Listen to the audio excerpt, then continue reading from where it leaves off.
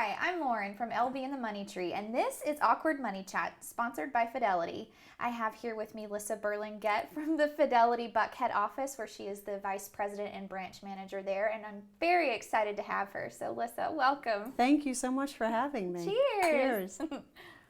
So Lyssa is here today to talk about the Fidelity Money Fit Women's Study and ways women can become more engaged with their finances. But first, I'd love to know, why did Fidelity choose to do a study like this? Yeah, it's a great question. So the FIT in the MyFit survey stands for focused, investing for the future, and time. Okay. So what we're trying to accomplish in the survey was to find out, how do women spend their time with their finances?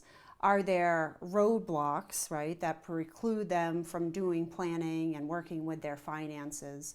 And then just really how they feel about that, and how can we get them more engaged over time? So Lyssa, why do you think there's this disconnect between interest in finance and having the confidence to talk and ask about it? So we call it the confidence gap at Fidelity that is perceived that some women have, I think, when it comes to thinking about their finances and so forth.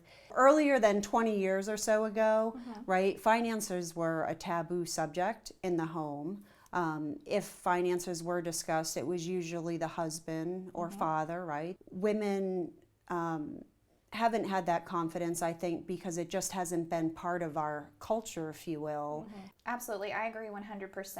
And that's something you talk about a lot on my blog, is how, you know, men and boys grow up, you know, with this perception that they have to be the provider. And even though that's changing, it's just very much embedded in our culture. And I think boys in particular receive more financial educations. What's really interesting, though, is women actually on average are better savers than men. So they save about 0.5% to 1% more in their retirement accounts than men do, which might not sound like a lot, but when you accumulate the money over time, it can add up to quite a bit more in savings. Yeah, and women need it because they live longer. That's right, we sure do.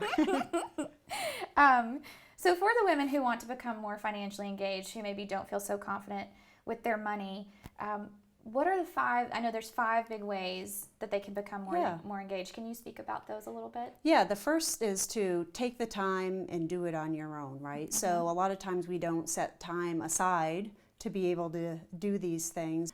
The second is taking advantage of what your workplace offers. So a lot of workplaces nowadays, not only do they give you a 401k that you can invest in, but they also provide resources.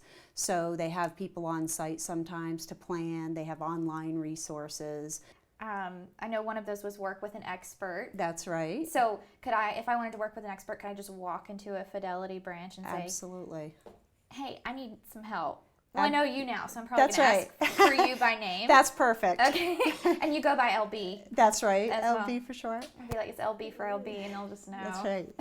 Sometimes all it takes is picking up the phone or walking into that office to get started. And you guys offer a ton of resources online. I know your retirement calculator, because I'm a Fidelity investment customer, is one of my favorites across the board. Exactly, yeah. We have a growth calculator, which I think is good if you have a certain savings goal in mind, as well as our retirement planning tools that, you know, it takes care of your income, assets, expenses, and kind of gives you that figure of what do you need to retire, which people are usually thinking about, right? Yeah, I know. People are shocked. I know I was having a conversation with a girlfriend the other day, and she said, my dad says I need to have $4.5 million in retirement to live at my level. And we were like, yeah, that's a lot. Yeah, yet another reason to be engaged, though, right? I mean, our generation, there's concerns there about, will Social Security exist? Less companies are offering pensions. So the earlier we can start to save and let that money accumulate, the better off we're going to be for a successful retirement.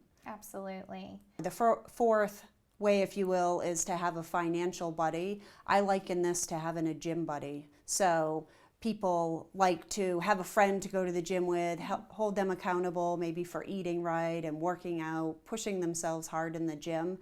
I think of the financial buddy the same way. Will you be my buddy? I would love to be your buddy. Okay. Well, I'm glad we worked that out.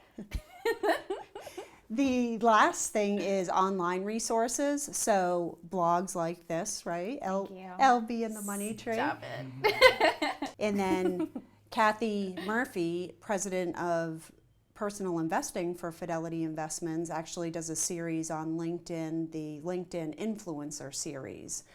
Those types of things where you can do it in the comfort of your own home, and maybe they spark discussion points between you and a friend and so forth to start thinking about what you can do next.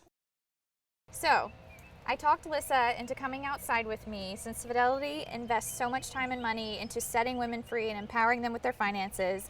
I thought it'd be cool. I just recently paid off my credit cards. I'm much more responsible with them now.